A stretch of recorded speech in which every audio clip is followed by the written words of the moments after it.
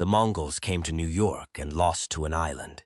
800,000 warriors, the greatest cavalry force in human history, contained by geography and starved into withdrawal in 11 days. The Romans would not make that mistake, because the Romans didn't conquer half the known world by overwhelming their enemies with numbers. They conquered it by being the most disciplined, most adaptable, most systematically ruthless military organization that human civilization had ever produced.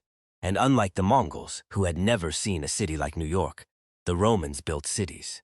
They understood urban warfare, they understood sieges. They understood how to take something that was designed to keep them out and make it theirs. 50,000 Roman legionaries just crossed the Hudson River, and they are nothing like what came before.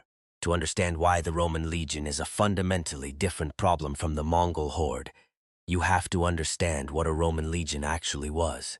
It was not an army, it was a military-industrial system. A single legion of 5,000 men contained within itself every capability needed to fight, sustain, and rebuild.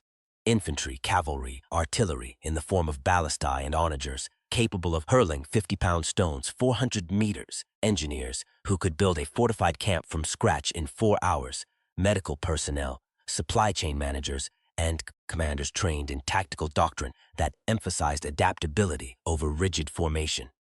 The Roman army that conquered Gaul, Britannia, North Africa, and the Middle East did so not because it was the largest force in each theater, but because it was the most capable force.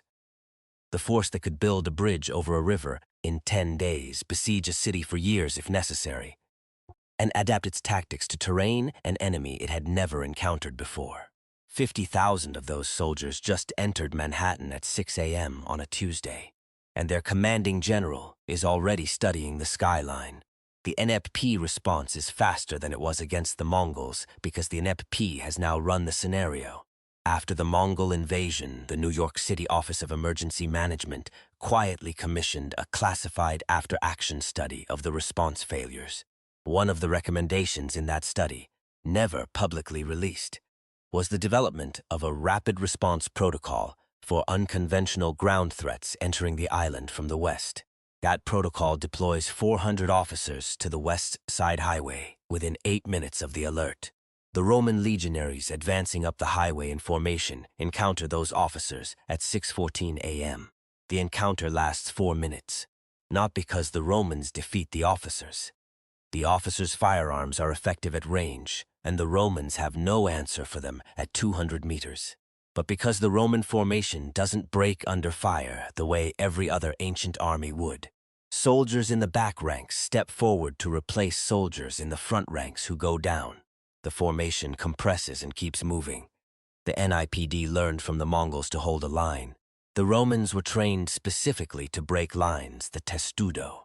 When the Roman advance encounters sustained fire from defensive positions, the front ranks raise their large rectangular shields, the scutum, above their heads, while the flanking ranks hold their shields outward.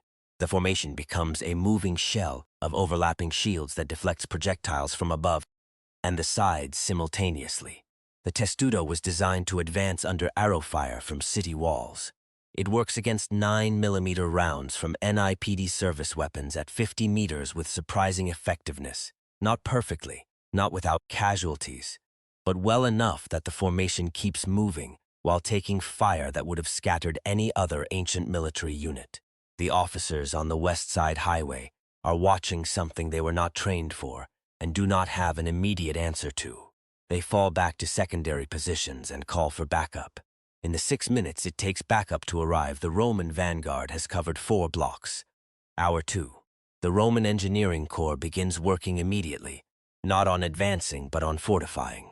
This is the behavior that most distinguishes the Romans from the Mongols and that most surprises the American military commanders watching drone footage from above. The Mongols arrived and pushed forward.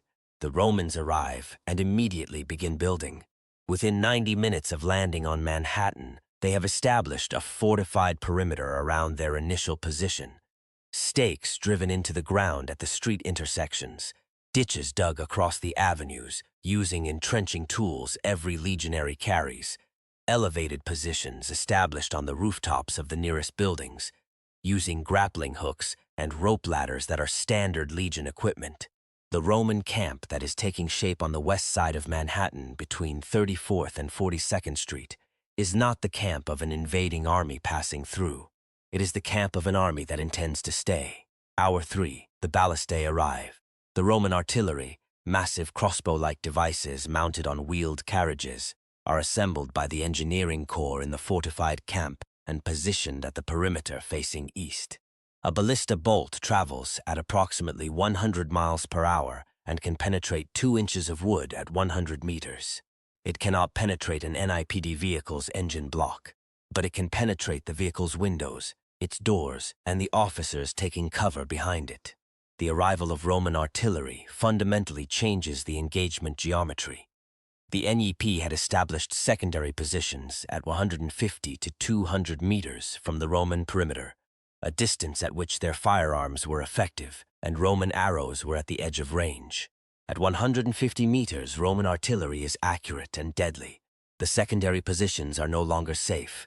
The NYPD pulls back to 300 meters. The Roman perimeter expands to fill the space. Hour 6. The National Guard arrives. 2,000 soldiers of the New York National Guard, faster than in the Mongol scenario, because the mobilization protocols were updated after that event.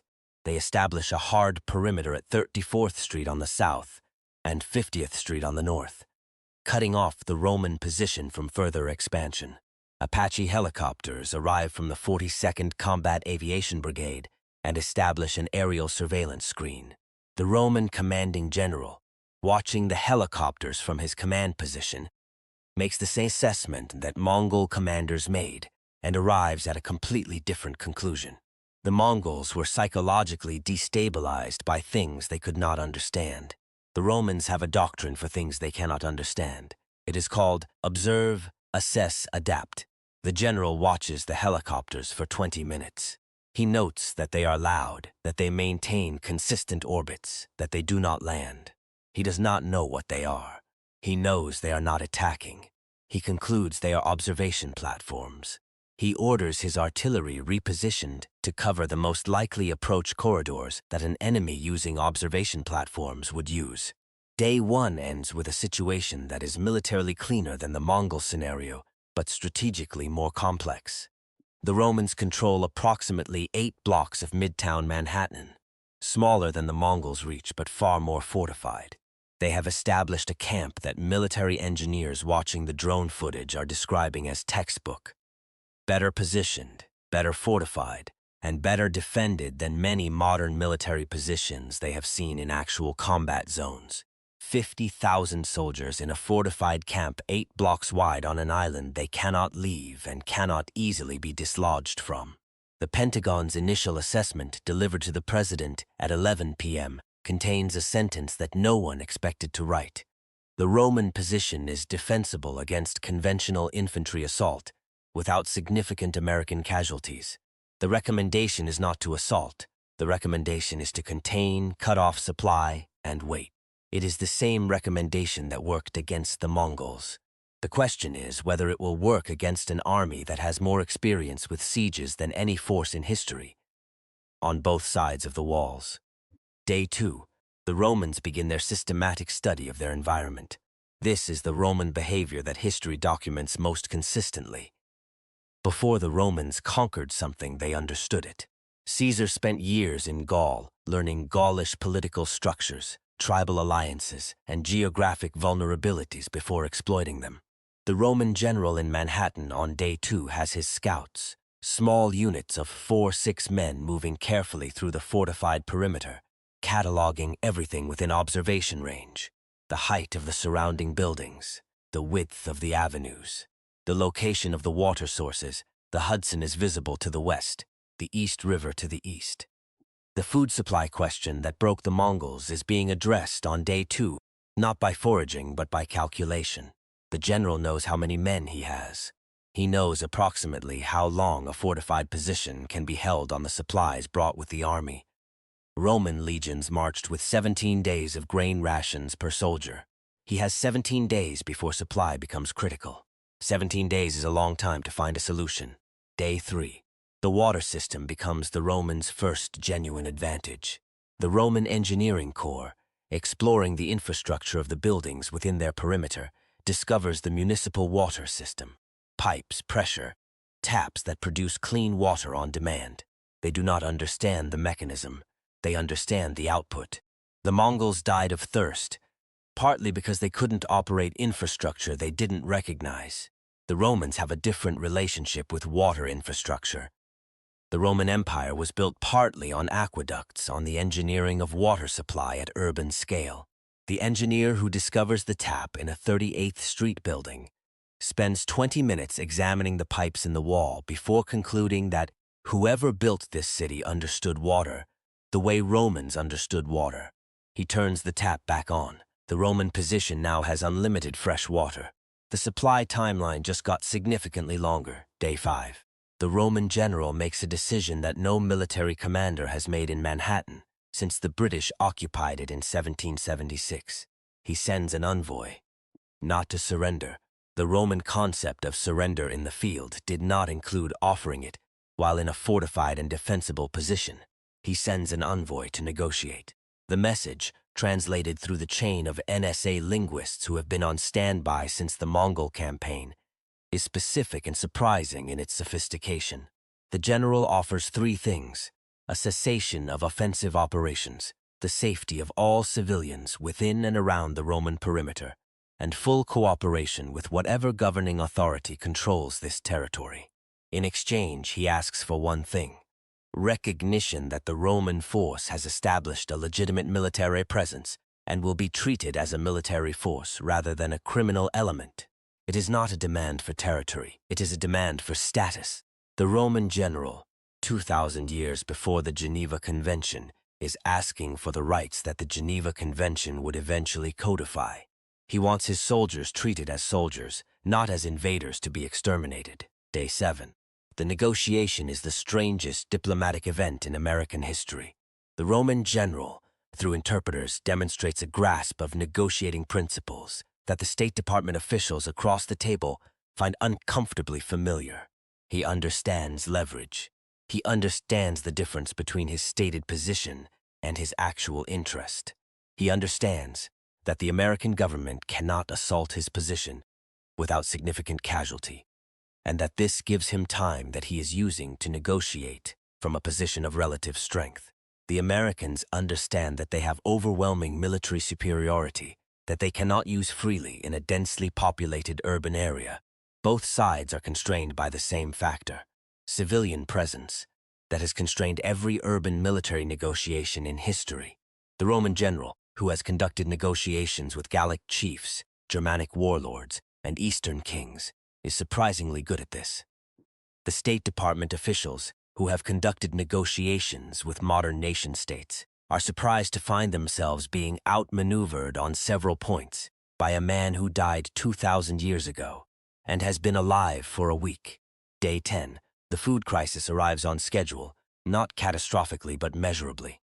The 17-day ration supply has been supplemented by food found within the perimeter, but the Roman force is now consuming more than it can sustainably source from 8 blocks of Midtown Manhattan. The general makes a calculated concession in the negotiation. He agrees to a monitored reduction of the fortified perimeter by 2 blocks in exchange for a humanitarian food delivery. It is the first territorial concession of the occupation. It is also a tactical masterstroke. By accepting food from the American side, he has established a supply relationship that extends his operational timeline indefinitely as long as the negotiation continues. He has traded 2 blocks of fortified territory he was going to have to give up anyway as food pressure mounted, for a supply line that removes his primary vulnerability. The American negotiators realize what happened approximately 6 hours after agreeing to it. Day 14. The negotiation produces its first substantive agreement, a framework for the phased withdrawal of Roman forces from Manhattan in exchange for what the document carefully calls formal acknowledgement of the military engagement. The same 3 words the Mongol commander wanted. The Roman general wants something slightly different. Not just acknowledgement that they were here, but acknowledgement that they conducted themselves according to the laws of war as they understood them. No civilians were killed, no buildings were destroyed, no looting occurred within the perimeter, beyond the requisition of food under military necessity. The Roman general wants history to record that his soldiers behaved with discipline. The American government, which has been watching drone footage of a Roman camp that looks more organized and less destructive than many modern military field positions, finds this surprisingly easy to grant. Day 18, the Romans withdraw. Not because they were forced out. The fortified position was still defensible, and the food supply was now secured through the negotiation. They withdraw because the general has completed his assessment and reached a conclusion. He has seen enough of this city, this civilization, and this military to understand that conquest is not possible and that prolonged occupation serves no strategic purpose. The Roman military doctrine that drove the expansion of an empire across 3 continents was never about occupation for its own sake. It was about strategic advantage. There is no strategic advantage in holding 8 blocks of Manhattan indefinitely against a civilization with this level of military and technological capability. The general who built the greatest empire of the ancient world by knowing when to fight and when to negotiate, withdraws, owns his forces across the Hudson in good order, leaving the fortified camp intact, the buildings undamaged, and a hand-drawn map of the water pipe systems, annotated in Latin, that a Columbia University professor will spend the next 3 years translating. What the Roman invasion revealed that the Mongol invasion didn't is the most important defense planning insight of either campaign. The Mongols were defeated by geography, logistics, and technology. They never adapted fast enough to overcome those disadvantages. The Romans were defeated by none of those things. They solved the water problem on day 3. They solved the food problem by negotiating a supply line. They solved the fortification problem before the first Apache arrived. What stopped the Romans was not American military capability. It was Roman strategic rationality. The general who withdrew on day 18 did so because withdrawal was the strategically correct decision. He was not beaten, he chose to leave. And the question that the Pentagon's after-action report asks, and cannot answer, is what happens if the next Roman general makes a different strategic calculation. The Romans built an empire that lasted 500 years in the West and 1,500 years in the East. They built it by being right about when to fight and when to withdraw more often than anyone else. The general who came to Manhattan was right. The next one might decide differently. Subscribe, because the next legion is already crossing the river.